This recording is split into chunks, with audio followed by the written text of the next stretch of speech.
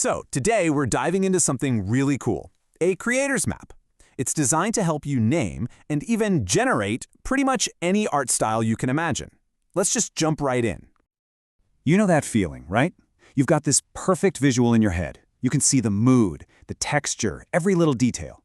But then you try to describe it, and the words just aren't there. It's got to be one of the most frustrating things for any creative person out there. Well, what if you had a map for that exact problem? A kind of compendium that gives you the exact words to lock down any aesthetic you're thinking of. That's what this is all about. Think of it like a visual dictionary, something that takes those fuzzy ideas and makes them sharp, concrete, and totally searchable. And look, the sheer scale of this thing is wow. It's this huge, carefully organized collection with hundreds and hundreds of styles. I mean, just look at these numbers. 69 different styles just for video games. 52 for horror, 51 for cartoons. And believe me, we are just scratching the surface here. This isn't just some boring list. It's a full-on creative arsenal. Okay, so here's our game plan. We're going to start by decoding styles from media and genre. Then we'll jump into the worlds of artists and cultures. After that, we'll get into the weird and the super specific stuff. And finally, we'll wrap up by showing you how to unlock your own creative prompts. Simple as that. All right, first up, decoding media and genre.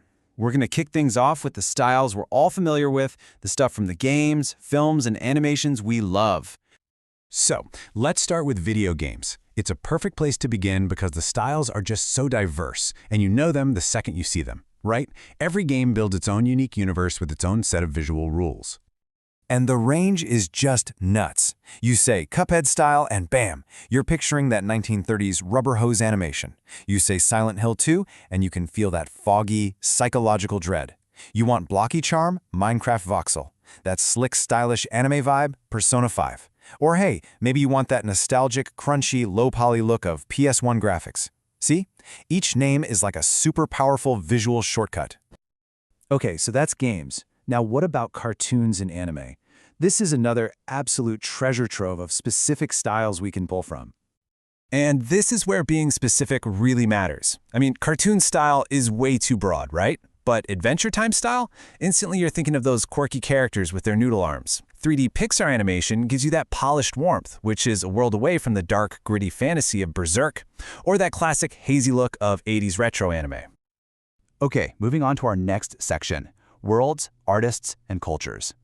Here, we're talking about pinpointing the exact look of iconic creators and places. Yeah, just think about some of the biggest pop culture franchises out there. Their style is so iconic, it becomes its own universe, right? It's not just one look, it's a whole visual identity that stretches across movies, games, everything. And the coolest part is, you can tap right into that just by using the name. So if you use a term like Warhammer 40K, it immediately screams gothic, over-the-top sci-fi. Or Dune, you're thinking vast deserts, brutalist architecture. And you can even drill down further. Don't just say Star Wars, say Star Wars Sith Lord. Now you're talking crimson and black, pure rage, and that whole dark side aesthetic. And it's not just universes. The same thing goes for individual artists. I mean, just look at the power of a name here. On one hand, you have the H.R. Giger art style. You know, dark, surreal, biomechanical, that creepy fusion of human and machine. On the other hand, you say Studio Ghibli art style, and you're in a totally different world. Whimsical, painterly, all about nature and folklore. Two names, two completely opposite vibes. And hey, this map isn't just about fiction. We can also draw inspiration from real-world history and culture, pulling from centuries of visual language from all over the globe. Think about it. Using a word like Aztec or Nordic isn't just describing a pattern. It brings a whole history of symbolism and a unique worldview with it. Just imagine creating something like a cyberpunk warrior in the style of Japanese sumie, or a spaceship covered in Celtic knotwork. These terms are just loaded with aesthetic power. All right, now for what might be my favorite part, the weird and the specific. We're going beyond those broad categories now and diving into some really cool, unique aesthetic niches. So let's dive into the details, starting with all the different flavors of horror. This category is a perfect example of just how specific this whole map gets. It's not enough to just say, scary. This thing breaks it down into more than 50 distinct types of fear. And that difference is everything. Lovecraftian horror, That's all about cosmic dread and, tentacles. Analog horror plays with that creepy, distorted vibe of old VHS tapes.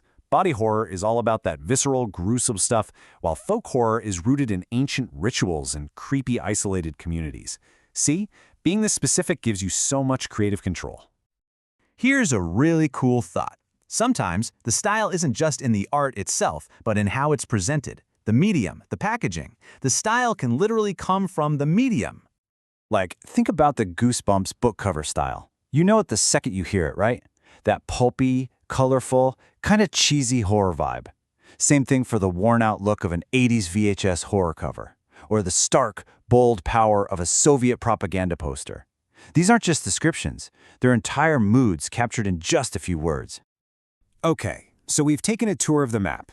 Now for the really practical part, unlocking your creative prompt. It's time to put all this amazing knowledge into action.